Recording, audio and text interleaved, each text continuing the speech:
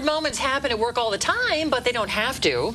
Yeah. Don't burp in the boardroom. It's a guide to avoiding workplace dilemmas. Author Rosalinda Randall joins us this morning to talk more about all the great things in your new book. Good morning. Good morning. Good morning, Thank you for joining us. Thank you.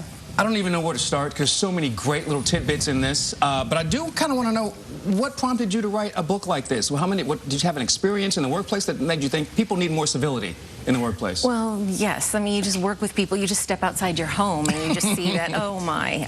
So, yes. And I was encouraged, you know, to write the book. And I believe that a lot of these things start with the small things. You start letting the little small things go. And then before you know it, you know, you're scratching and itching and all that stuff in public that maybe you should save for the home.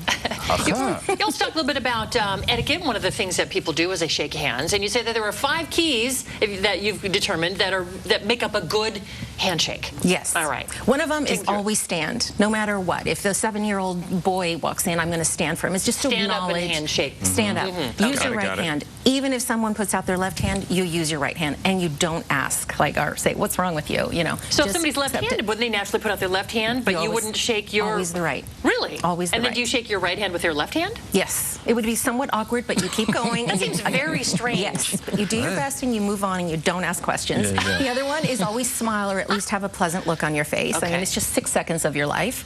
And firm. Always firm, and that's the #1 complaint that a lot of people. Yeah, the main reason you don't want to be limp fish is how do you know when to let go? I mean, you know that's kind of an indicator. Yes, we release. How do you feel about what is your opinion on knuckles? Knuckles and the slap and bump. A lot of people are doing that. Someone just told me that, yeah, they had someone and they met and they did the fist bump because of the germs. They don't want to, you know, contract germs or pass on germs. And if you have a familiarity with someone, go for it. You know, but if you're meeting someone for the first time, you came in and, you know, I don't know you, it would sort of be presumptuous of me to go, hey, high five. So I would handshake. The other thing that is really funny, a lot of people have asked me, is if you see someone who's wiping their nose, you know, in the corner, and then they come by and they want to shake your hand, you shake their hand. You don't turn down a handshake. I heard that. There's no way. No. And then I go take a bath and What kind of freak show are we encouraging? No, I would lie and say, oh, you know, I've got a cold. I really can't. I should not touch. That's why there's antibacterial hand gel. Yes. But shouldn't I put the onus on that person? That person is being rude by going to their nose and then shaking my hand. Yes, they are. But it's wrong or it's in poor taste. Yes, to turn it down. And as long as you're not going to grab a cookie and lick your fingers, you know, you just keep it to your side. Nothing. You're not going to pass. You don't know my life. That's gross.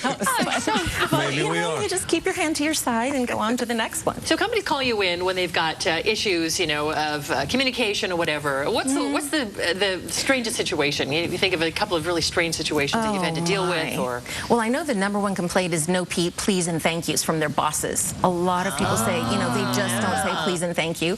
That's one of them. The #1 is kind of moodiness. You never know. That's another kind of workplace pet peeve.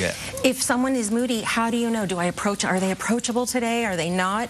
And that's really difficult for coworkers to deal with. You know, you have one thing I want to touch on in your book. You have about 1 million things. But the one thing you're talking about here is a networking etiquette. Like if you're at a big event and you're networking with people, certain things you should not be doing. And you're talking about coming over with a plate full of food and a glass full of wine, and you're trying to meet someone, and you're saying, I'm not going to respond to that. No. I'm not going to call you back after that. I don't, because how are you going to shake hands? And then I see, what is your purpose in being there? I had someone ask me that, well, if I have this in this hand, how am I supposed to shake hands? And I politely said, what is your purpose for being there? You know, stuffing your face. Is it a free meal? Yes, and a lot of people, drink on? It is. I'm sorry? Oh, nothing. Oh, get your drink. Just being snarky. Don't worry about him. He was calling last night. We'll ignore it. So, yes, and the other reason I don't typically eat at networking events, and that is in my book, and this truly happened, is I was speaking with someone. She was going, oh, my gosh, etiquette is just so needed.